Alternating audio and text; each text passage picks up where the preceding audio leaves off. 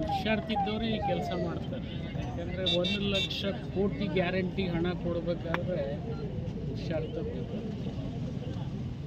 ಯಾರಿಗೆ ವಸತಿ ರಹಿತರಾಗಿ ಬದುಕ್ತಾ ಇದ್ರು, ಮೊದಲನೇ ಬಾರಿಗೆ ನಮ್ಮ ಒಬ್ಬ ಸಚಿವರು ಪಾಪ ಕೃಷ್ಣ ಬೈರೇಗೌಡರು 2 ಕಾರ್ಯಕ್ರಮ ಮಾಡಿದ್ರು. 2 ಕಾರ್ಯಕ್ರಮದಲ್ಲಿ 1,00,000ಕ್ಕಿಂತಲೂ ಹೆಚ್ಚಿಗೆ ಜನರಿಗೆ ಪತ್ರ ವಿತರಣೆ ಮಾಡ್ತಾ ಇದ್ದಾರೆ. ಯಾವ ಮಂತ್ರಿ ಮಾಡಿದ್ದಾರೆ? ಅವ್ರಿಗೆ ನಾವು ಅಟ್ಲೀಸ್ಟ್ ಮಾಡಿದವ್ರಿಗೆ ಮಾಡಿದ್ದಾರೆ ಅಂತ, ಮಾಡದೇ ಇರೋರಿಗೆ ಏನಾದರೂ ಅವ್ರು ಟೀಕೆ ಮಾಡಿದ್ರು ನಾವೇನೂ ಬೇಡ. ಯಾವಾಗಲೂ ಹೆಲ್ದಿ ಟೀಕೆ ಇರಬೇಕು. ನನಗನ್ನಿಸ್ತದೆ ಅಶೋಕ್ ಅವ್ರು ತಪ್ಪು ಗ್ರಹಿಕೆಯಿಂದ ಮಾತಾಡಿದ್ದಾರೆ, ಅಷ್ಟು ಸೀರಿಯಸ್ ತೊಗೊಳ್ಳೋದು ಬೇಡ.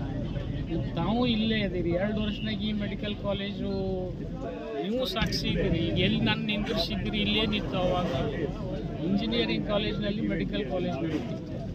ಇವತ್ತು ಮೆಡಿಕಲ್ ಕಾಲೇಜ್ ನಡೀತಾ ಇದೆ.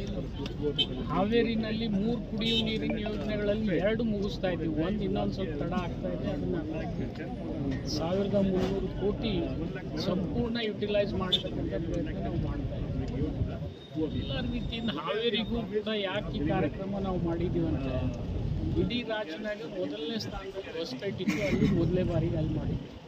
2ನೇ ಸ್ಥಾನದಲ್ಲಿ ಹಾವೇರಿ ಇದೆ, ಅದಕ್ಕೆ ಇಲ್ಲಿ ಹಾವೇರಿಯಲ್ಲಿ ಮಾಡಿದ್ವಿ ಅಷ್ಟೇ. ಹಾವೇರಿಯಲ್ಲಿ ಮಾಡೋದ್ರಿಂದ ಅಕ್ಕಪಕ್ಕದ ಜಿಲ್ಲೆಯವ್ರ ಜನರಿಗೂ ಸಮೀಪ ಆಗುತ್ತೆ. ಇದು 1ನೇದು. 2ನೇದು, ಹಾವೇರಿಯಲ್ಲಿ ಅತಿ ಹೆಚ್ಚು ಬೆನಿಫಿಷರೀಸ್ ಅದಾರೆ. ಹೆಚ್ಚು ಕಡಿಮೆ ಇವತ್ತು 24,000 ನಾವು ರೀಚ್ ಆಗ್ತೀವಿ. ಸೊ ಆ ಒಂದು ಹಿನ್ನೆಲೆಯಲ್ಲಿ ಹಾವೇರಿ ಸೆಂಟರ್ ಆಗೋದ್ರಿಂದ ನಾವು ಈ ಕಾರ್ಯಕ್ರಮ ಮಾಡಿದ್ವಿ. ಅಸೂಯೆ ಪಡ್ಕೋಬಾರ್ದು. ಇದು ಸಾರ್ವಜನಿಕರಿಗೆ ಮಾಡಿರ್ತಕ್ಕಂಥ ಕಾರ್ಯಕ್ರಮ, ಯಾವುದೇ ಪಕ್ಷಕ್ಕಾಗಲಿ ಯಾವುದೇ ವ್ಯಕ್ತಿಗಾಗಲಿ ಸೀಮಿತವಾಗಿರ್ತಕ್ಕಂಥ ಕಾರ್ಯಕ್ರಮ. ದಯಮಾಡಿ ಇದನ್ನು ಖುಷಿ ಪಡಲಿ, ಇನ್ನೂ ಮಾಡ್ತಕ್ಕಂಥ ಪ್ರೇರಣೆ ಕೊಡಲಿ, ಹೆಲ್ದಿ ಟೀಕೆ ಮಾಡಿ